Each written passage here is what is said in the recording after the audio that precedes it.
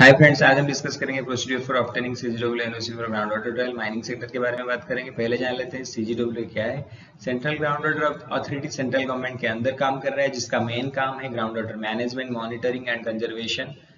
देश भर में ग्राउंड वाटर को मॉनिटरिंग करना, मैनेज करना और इसके कंजर्वेशन के लिए काम करना। तो पहले जान लेते हैं माइनिंग क्या है। हमें पता है जमीन के अंदर वेरियस मिनरल जैसे आयरन और बॉक्साइट, मैंगनीज, कोल स्टोर होके है। इस मिनरल को जमीन से निकालने का प्रोसेस को माइनिंग कहा जाता है। ये ओपन कास्ट माइनिंग हो सकता है, अंडरग्राउंड माइनिंग हो सकता है।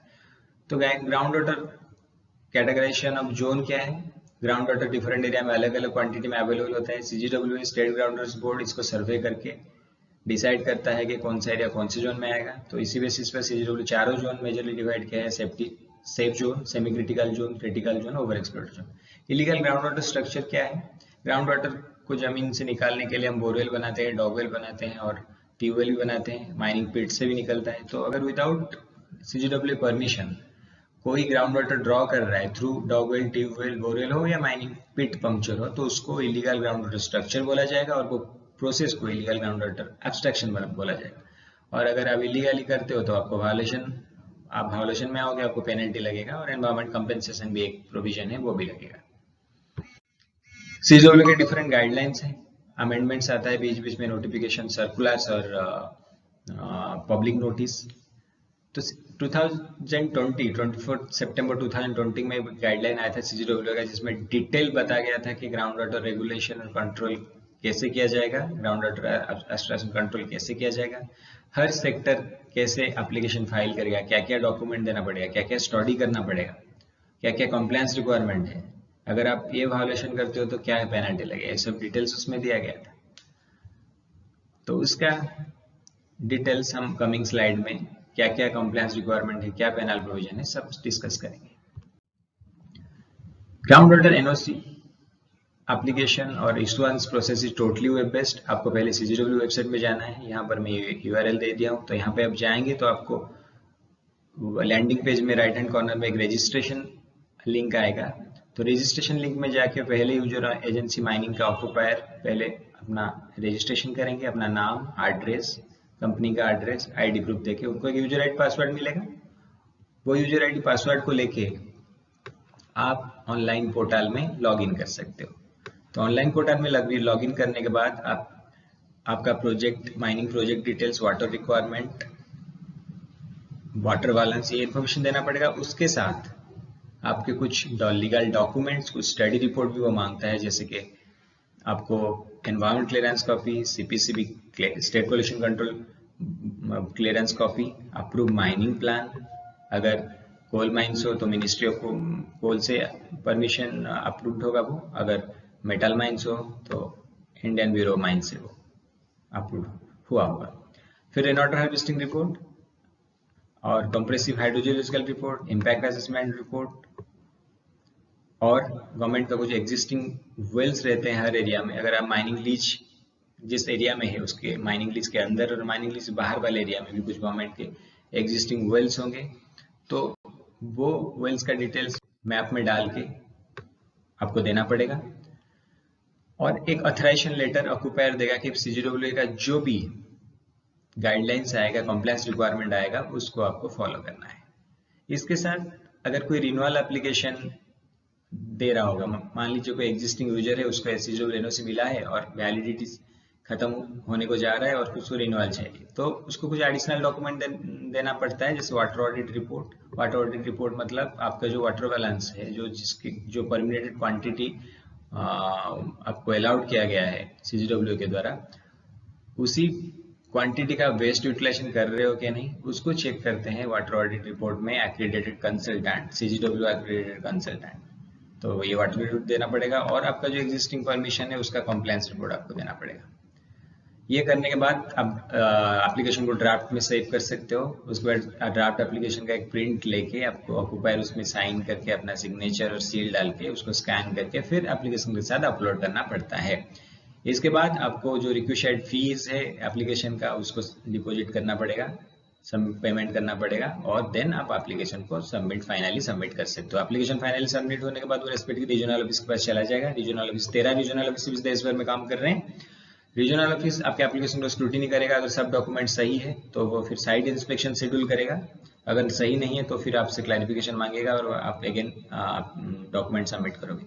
तो साइट इंस्पेक्शन शेड्यूल करने के बाद रीजनल ऑफिस के ऑफिशियल साइट में इंस्पेक्शन करने के लिए आएंगे और फिर अपना फील्ड रिपोर्ट थ्रू आपके ऑनलाइन पोर्टल जो रहता है वहाँ पे अपना field report, inspection report upload करेंगे और फाइनली उस एप्लीकेशन को सेंड करेंगे central office Delhi.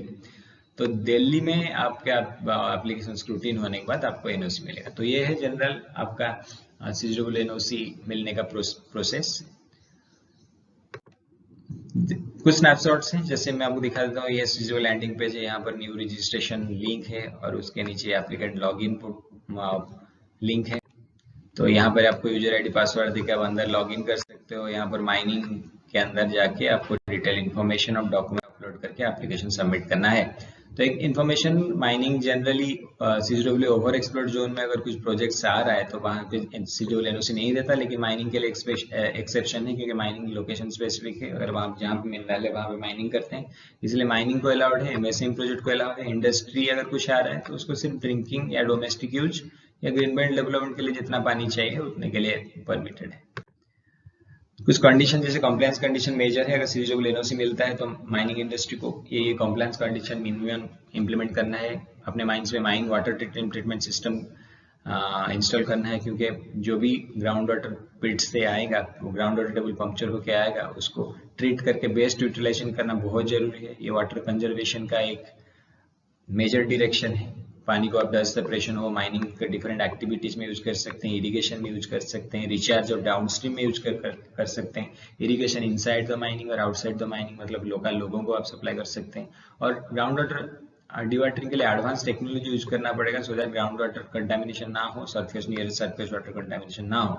Rain water harvesting structure आपको इंस्टॉल करना पड़ेगा, या रूफटॉप रेन वाटर हार्वेस्टिंग हो या surface run of management surface run of harvesting structure हो। ग्राउंड वाटर लेवल मॉनिटरिंग के लिए ऑब्जर्वेशन वेल, पिजोमेट्रिक ऑब्जर्वेशन वेल लगाना पड़ेगा।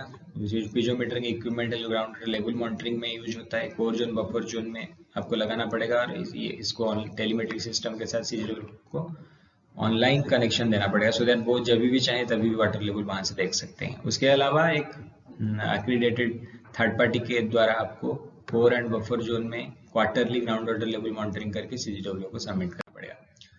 माइनिंग वाटर सीपेज, माइनिंग में सीपेज वाटर होता है, तो सीपेज वाटर का क्वालिटी चेक करना पड़ेगा थ्रू, और माइन डिस्चार्ज अगर कर रहे हो तो वाटर का क्वालिटी आपको थ्रू NABL एक्रेडिटेड लैब या गवर्नमेंट अप्रूव्ड लैब चेक करना पड़ेगा।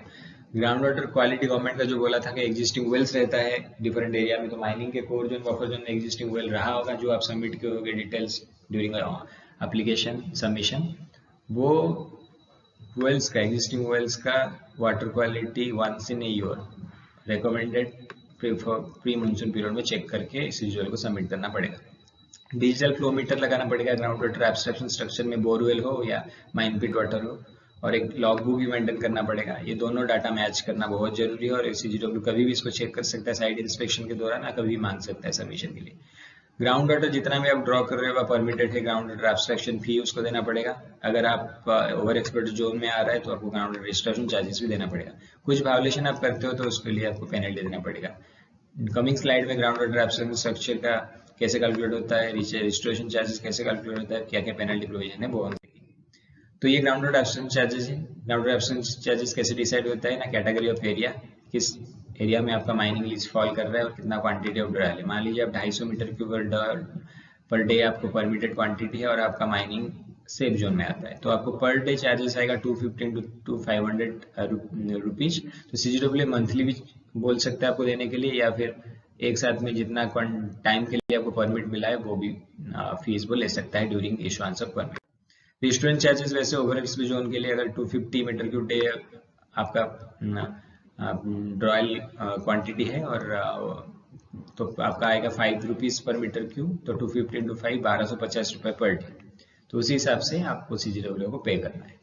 अगर आप रिन्यूअल एप्लीकेशन के लिए कोई यूजर जा रहा है और वो अपने माइंस के अंदर आर्टिफिशियल रिचार्ज स्ट्रक्चर को इंस्टॉल कर चुका है और वाटर ट्रीटमेंट सिस्टम कर चुका है, तो उसको रिबेट मिलेगा up to 50% on ground water abstraction charges and distribution charges. एक मेजर चीज है, उसको ध्यान दीजिएगा। एनवायरमेंट कंपेंसेशन एक है मेजर चीज। वायोलेशन, जो कोई भी वायोलेशन करता है without NOC, ground water draw करता है, उसको एनवायरमेंट कंपेंसेशन देना पड़ेगा। सीजीडब्ल्यू कभी भी इंस्पेक्शन करके इसको चेक कर सकता है, या फिर जब भी आपका वायोलेशन पकड़ा जाए तब उसको वो चार्ज कर सकता है। तो इसको कैसे कैलकुलेट करते हैं? 4 फैक्टर के ऊपर डिपेंड है। मैंने ग्राउंड वाटर, एक है ground water consumption per day कितना है आपका, एनवायरमेंट कंपेंसेशन रेट क्या है, कितने दिन तक आप वायोलेशन किए हो, और डिट्रेशन फैक्टर। तो ये चारों फैक्टर को याद रखिएगा। एनवायरमेंट कंपेंसेशन क्या कैसे कैलकुलेट होता है मैं दिखा देता हूँ। तो ये डिपेंड करता है एरिया ऑफ कैटेगरी, किस जोन में आपका माइंस आ रहा है और कितना क्वांटम ऑफ ड्राई है। मान लीजिए आपका 250 मीटर के ऊपर डे है और सेफ जोन में आ रहा है, तो आपका एनवायरमेंट कंपेंसेशन पर मीटर को 21 होगा। डिट्रेशन फैक्टर क्या देख लेते हैं। अगर मान लीजिए 250 KLD है आपका ड्रॉयल परमिशन, तो और आप 3 महीने से वायोलेशन कर रहे हैं, 3 महीने से वायोलेशन कर रहे हैं मतलब जब से एनओसी परमिशन खत्म हुआ और जब आपको मिला, वो ड्यूरेशन के बीच के पीरियड को लिया जाएगा। तो मान लीजिए 3 महीना, तो डिट्रेशन फैक्टर 1 होगा। तो टोटल एनवायरमेंट कंपेंसेशन कितना आएगा, और आप मल्टीप्लाई कर दीजिएगा 4 फैक्टर को। 250 आपके परमिटेड क्वांटिटी है और आप 90 डे से वायोलेशन कर रहे हो, 250 into 90, और आपका एनवायरमेंट कंपेंसेशन रेट आएगा 21 और डिट्रेशन फैक्टर 1, तो 4,72,500 आपका आएगा। तो फिर देख लेना एनवायरमेंट पेनल्टी क्या है। मान लीजिए environment compliance provision of penalties जो है, मान लीजिए आप पिजोमीटर लगाए नहीं, तो आपको पर पिजोमीटर 2 लाख रुपए पे करना पड़ेगा। मान लीजिए सीजीडब्ल्यू को 2 पिजोमीटर के लिए बोला है, लेकिन आप 1 लगाए तो 2 लाख देना पड़ेगा। आप अपना जो रिचार्ज स्ट्रक्चर है उसका फोटोग्राफ सीजीडब्ल्यू को दिए नहीं, रेन वाटर हार्वेस्टिंग रिपोर्ट में आपका रिचार्ज स्ट्रक्चर डिटेल्स होगा, आप दिए नहीं, तो आपको 50,000 रुपये देना पड़ेगा। आप ईयरली एक सेल्फ कंप्लायंस रिपोर्ट देना पड़ता है, आप सेल्फ कंप्लायंस रिपोर्ट सबमिट किए नहीं तो आपको 1 लाख देना पड़ेगा। तो ये कब आइडेंटिफाइड होता है? तो सीजीडब्ल्यू मान लीजिए कभी आपके साइट इंस्पेक्शन में आया है और कंप्लायंस कंडीशन चेक कर रहा है, तभी रेज कर सकता है, या ड्यूरिंग रिन्यूअल एप्लीकेशन। अगर और एक मेजर चीज, अगर एक ground saline ground water draw कर रहे हो, तो आपको ना ग्राउंड वाटर एब्स्ट्रैक्शन चार्जेस देना है, ना रजिस्ट्रेशन चार्जेस देना है। तो बस इतना ही था आज के लिए। Hopefully it will be helpful for you. Thank you.